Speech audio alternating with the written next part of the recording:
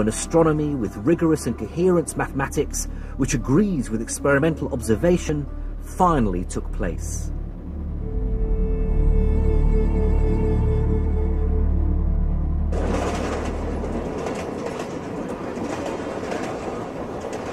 But this begs two crucial questions. Why was the great astronomical project, which Islamic astronomers began, completed in Europe and not in the Middle East? And how did knowledge of Islamic science get to Europe in the first place?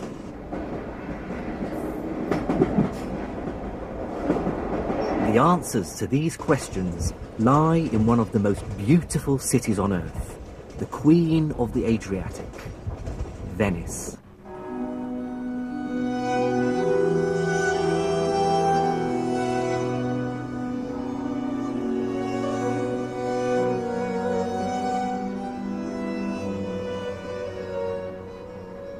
Venice was founded on a swamp off the coast of Italy and felt itself separate from Europe and not bound by its laws and traditions.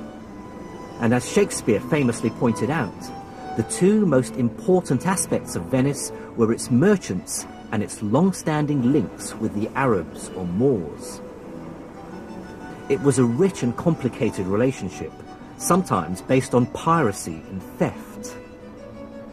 The story goes that in 828, two Venetian merchants stole the bones of a famous Christian saint from Venice's rival city across the water, Alexandria. The bones belonged to St. Mark the Evangelist, and they brought them back here to St. Mark's Square.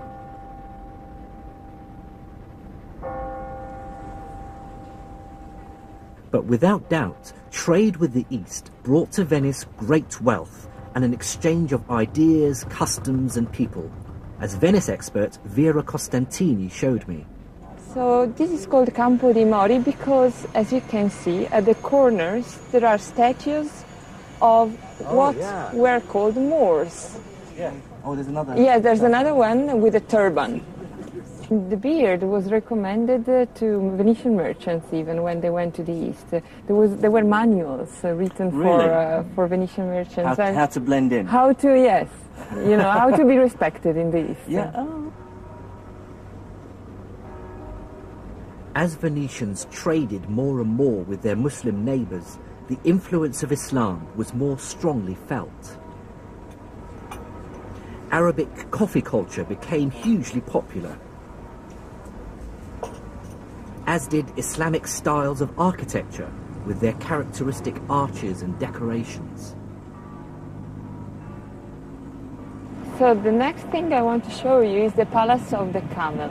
When Venetians traded in the East, the unity of measurement of a load that could be loaded on a dromedary was called a carico. And it was the exactly same unity of measurement they had in the East, and it was called yoke. So it's not coincidence that they... No, it's not, that they actually imported that unit of weight? Yes, of measurement, yeah, of weight. And with the Arabic trade came the Arabic books. The great 9th century Arabic text on algebra appeared in Latin in the 12th century. The same century saw the arrival of Arabic astronomical tables. And in the 15th century, the famous Canon of Medicine was first published in the West.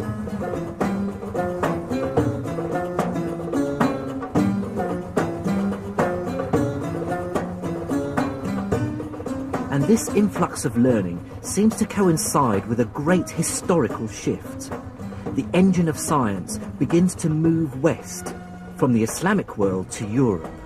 That's where the great breakthroughs from the 1500s would mainly take place.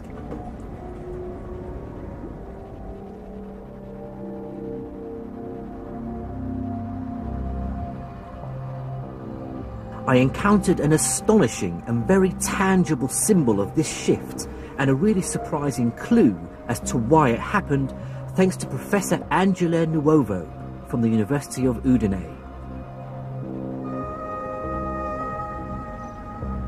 20 years ago, in this library on one of the islands of Venice, Angela discovered the only surviving version of a 500-year-old book.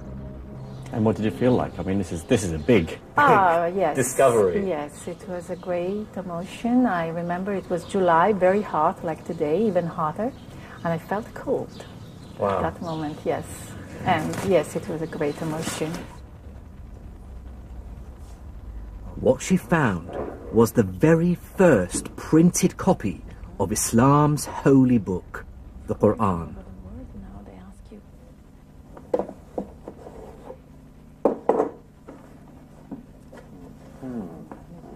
This is the first time she's seen her Quran since she discovered it 20 years ago.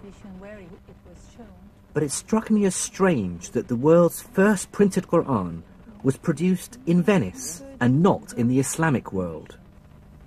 And it's obvious at first glance that it was printed by people who didn't speak Arabic very well. Bismillah ar-Rahman ar-Rahim. Alhamdulillahi Rabbil Alameen ar-Rahman ar-Rahim. Malik yawm ad-Din. Iyaka na'budu wa iyaka nasta'in. Yeah, I mean, what strikes me is that it's written in what I would regard as almost childlike handwriting. It's clumsy. Yeah. Well, it's the first attempt to reproduce the handwriting in movable types. And as you know, the language has an enormous amount of sorts, different sorts, as, of course, every letter changes according to ligatures and the position of course. So in the line. The word dhalika, which means for that, the dash should be underneath the L here, but it's above it. Yeah. So instead of saying dhalika, it says dhalaka, which is wrong. Probably there were not people really of mother language in the press. So there were some errors of the mistakes in the text, which are, of course, sins. Yes, of course. I mean, as the Quran, for every Muslim believes it's this word of God. You the can't word of change God. it, So when you change it, it's a sin. Yes. How was it first received, do you think, when it was published? Well, yes, the idea is that the hypothesis is, and I think it's true, that it was an enormous failure from really the business point of view, as the Muslim didn't accept the printing press for centuries, and probably the whole copies of this book were destroyed. So we don't have any other copy. Probably the only one that remained in the Western world is this book. I felt that the failure of this printed Quran to catch on in the Islamic world spoke volumes.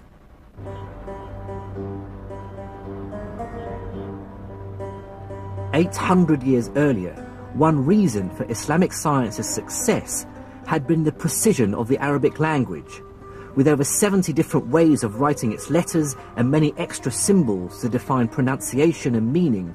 It allowed scholars of many different lands to communicate in a single common language." Now, with the arrival of the printing press, scientific ideas should have been able to travel even more freely. In the West, books printed in Latin accelerated its scientific renaissance. But because of its symbols and extra letters, Arabic was much harder to set into type than Latin, and so a similar acceleration in the Islamic world failed to materialize. I believe this rejection of the new technology, the printing press, marks the moment in history when Arabic science undergoes a seismic shift.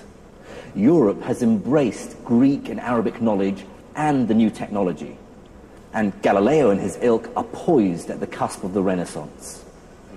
It has been a turning point both in the history of the Venetian printing press, who used to be